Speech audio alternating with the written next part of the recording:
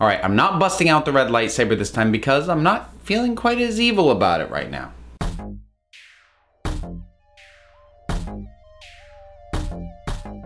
So I'm gonna talk Star Wars again. No, I haven't seen The Last Jedi a second time. No, I haven't changed my opinion about that movie, but I have gone back and taken another look at what the continued box office numbers have been since I did a video previously talking about its drop off from its first week to its second week. I feel like looking at the more long-term numbers, maybe it deserves a little bit of a reassessment because before looking strictly at the second weekend drop off, it didn't look good.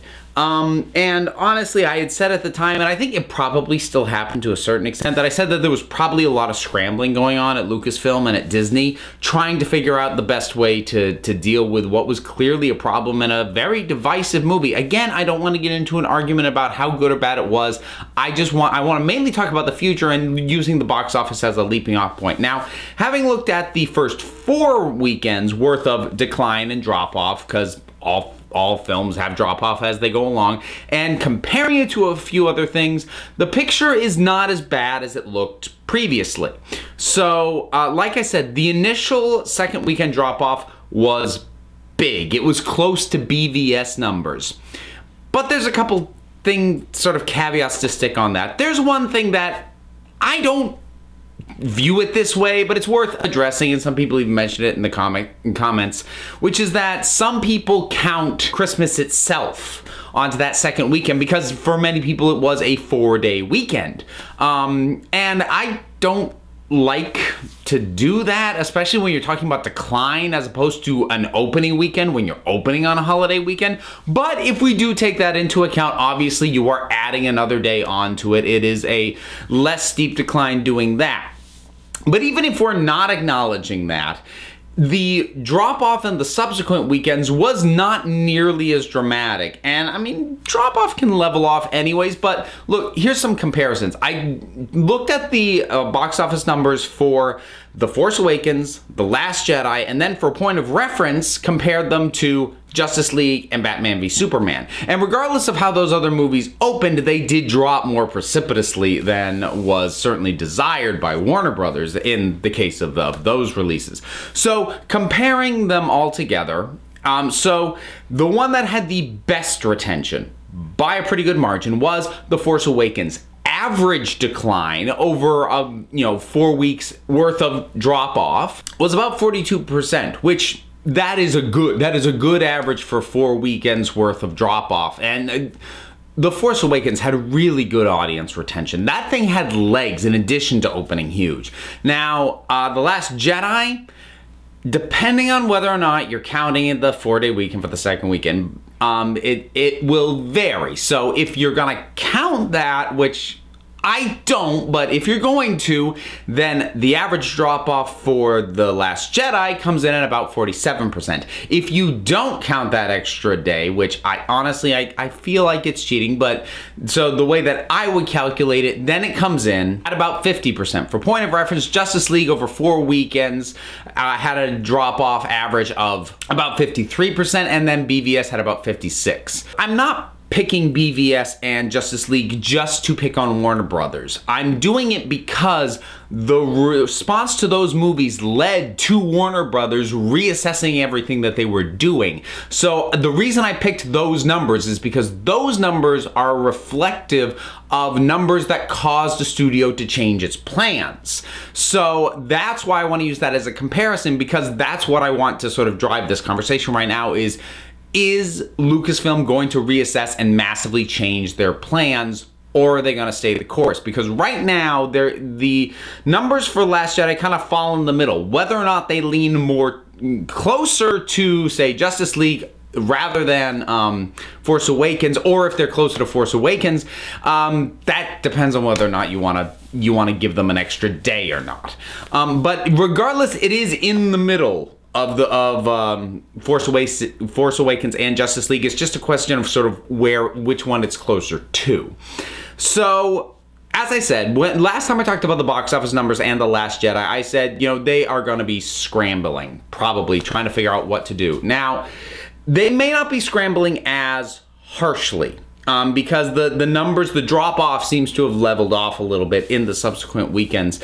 That being said, I have little doubt that, if not Kathleen Kennedy herself, that certainly some of the higher-ups at Disney probably really want a less divisive film for Episode 9. So there's probably some reassessment going on there. How they tackle that, I don't know. I mean, I said before that I don't want Episode 9. I don't want J.J. Abrams to deliberately undo Episode 8, because then you're just going to end up with the single most disjointed little mini trilogy like ever. So I mean, I don't want that. I don't envy him trying to continue on from The Last Jedi, and that's not just because I have a lot of issues with the movie. It didn't end in a way that felt like there was too many places to go, especially without Carrie Fisher to sort of be the spearhead of the last film, which was the original plan back when Colin Trevorrow was going to do it. I think right now, in a lot of ways, there's probably a fairly heavy amount of faith in Kathleen Kennedy from the higher-ups, I'm not talking about fans, that is probably gonna be either permanently shaken or reaffirmed depending on what happens with Solo. Now, I've said already, I do not expect Solo to be good, but whether or not it's good doesn't necessarily translate to whether or not it is successful. However, they're going in with a handicap on that one. They are not in a good position, because there was the very public firing of the original directors, and massive reshoots had to happen, which no doubt upped the cost of the dang thing, which was probably not a cheap movie in the first place. So already they spent way more money on that movie than they probably originally planned to. And that was done largely on the pledge that the script that Lord and Miller, the original directors, weren't sticking to was so good, and the fact that they wouldn't stick to it caused the concern. So if it comes out, and if box office is wonky, that's not good. If the critics say it's bad, like it's a bad story, then it's certainly, for me as a fan, gonna remove whatever little remaining faith I have in Kathleen Kennedy and her ability to shepherd this project overall, that I might still have in place, because that to me says that she made a decision based on her assessment of the quality of a script, and it wasn't a good script. Now, I don't know if that'll be the case. I'll have to see the movie to know whether or not that's the case. It may turn out to be a really good script, and while I'm not going to say that would suddenly restore my faith in Kathleen Kennedy, that would help, certainly, because here's the thing about Kathleen Kennedy. Say what you will about George Lucas when he was shepherding the other films, because remember, though he directed all the prequels, with that original trilogy, he only directed the first one himself, and then the second and third, he was a very hands-on producer. And even though it's very clear that a lot of his decisions were being made with toys and merchandising in mind, he was still the original creative force, and he cared. And that's not for me to say that Kathleen Kennedy doesn't care. I think she probably does, but she's not coming at it from the perspective of a creator. She's not coming at it from the perspective of an artist. She's coming at it from the perspective of the person maintaining the franchise. She's coming at it with a producer, with an executive's perspective. And again, that's not inherently a bad thing. That's the perspective Kevin Feige manages Marvel with. But I think we're seeing the difference. We're seeing how George Lucas, retaining that artistic perspective, that ownership of the original creation as part of his perspective when he produced Empire and Jedi, that is now kind of absent, because there was a little bit more really making sure that it made sense with what it was that he had done originally. Whereas, and again, a fair amount of his calculation was also, how do I make money off this? Because say what you will about George Lucas as a filmmaker, he hasn't always been great, but he is a savvy businessman, and he was really good at that. But he did still have that other element, whereas Kathleen Kennedy is just the business person, and good at it. Look, I'm not going to take that away from her, but I think we're feeling the absence of someone like George Lucas. And that's not me saying like, George, come back and save this. I'm just saying that somebody with the background that he has and what Kathleen Kennedy doesn't have that he did, I think we're feeling that absence right now. The main thing that I think is probably in a better shape than it was before is that I had thought that if the decline, weekend over weekend decline at the box office, continued to be in the upper 50s into the 60s range, that it might jeopardize Rian Johnson's standalone trilogy that they're talking about. I think he's probably pretty safe to at least get his first one made at this point, and then subsequent ones will be judged off the response to that one. I think if the decline had continued to be as steep as it was instead of leveling out in terms of the box office, I think it would have been an open question whether or not he was actually going to get to do that. I think at this point he probably will, unless say Solo bombs. Unless Disney steps in and removes Kathleen Kennedy and puts somebody else in, Rian Johnson is going to get to make at least his first film in this standalone trilogy, which I am in favor of. Because for all my issues with The Last Jedi, I do find Rian Johnson's take and his instincts about this universe to be intriguing. I just wish they had been applied to a side project from the get-go as opposed to being injected into the primary saga. So, I don't begrudge him what he did.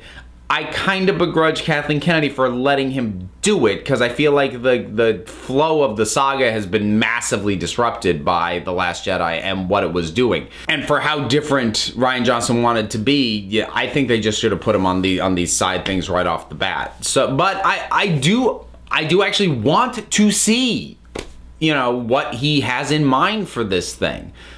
I still wish that he hadn't made The Last Jedi, but that doesn't mean I don't want to see what else he has to offer now that he's off of the main saga. And of course, the other thing to worry about in all this is Episode 9, and I just worry how much of it's going to be reactive based off the response to Episode 8. And again, I say this even as someone who has a lot of issues with Episode 8, but I don't want the decision-making process of Episode 9 to be from a starting place of we have to fix what just happened. It has to start from a place of this is the story that we want to tell because it's a good story for these characters. If you can also make adjustments that you feel are correctives or answer criticisms from the previous one, great, but you can't start from that place. When your concern is answering criticisms or responding to what people thought about your previous movie, if that comes in too early in the process, if you prioritize that over figuring out just a good story, you're not going to end up with a great film. You're just not. So whatever is happening, I really hope J.J. Abrams is pouring his energy and working his writing room into a frenzy about coming up with a great story, not we need to fix what happened. And I know a lot of fans are like, he needs to fix this. Like, look, maybe he can, maybe he can't, maybe it does need to be fixed, maybe it doesn't. But he cannot be focused on answering fan complaints. He has to prioritize finding the thread and finding the story, because the original plan, like I said, was to have it focus on Carrie Fisher. That's gone. They need a new angle. They need a good, strong story, because if Carrie Fisher was still around and they were able to just go, well, it's going to be Leia, maybe not centric, but Leia heavy, the way that the Episode 8 was Luke heavy and the way that Episode 7 was Han heavy, Episode 9 is going to be Leia heavy. And if she was still around, they could go, okay, we know this, so we've got that as our starting point. How can we also address the criticisms of the previous movie? Now that she's gone, they don't even have a foundation to start from. They don't have a grounding to start going, oh, how do we deal with criticisms? Like, you need to build new foundation first. But I'm going to continue to keep an eye on this, but I just think overall it was worth pointing out that the box office decline leveled off, and the whole thing is probably not in as big of a shake-up mode as it potentially could have been. I do think what happens with Solo could shake things up further, especially if it bombs, which I'm not going to make a prediction that it will, but I think between the questionable idea in the first place, the fact that they moved it off of a December release and they're putting it in the middle of summer where it's going to have to actively compete with everything, as opposed to simply owning December, which Star Wars has done for the last 3 years. I still don't understand that move. and then the very public turmoil that the production went through, I think there is a fair chance that Solo could flop. And then if it does, we could be looking at a serious reconfiguration. Maybe not to the scale of what is happening with Warner Brothers in DC, because there's solid foundational work that Star Wars has that DC basically, with making their movie franchise, they built foundation and then started off on this whole project without realizing nobody liked their foundation. So even if Star Wars gets a big shakeup, it's not going to be to that degree, I don't think. But if Solo bombs, things could really get thrown into even more chaos than they have been, and that kind of bums me out.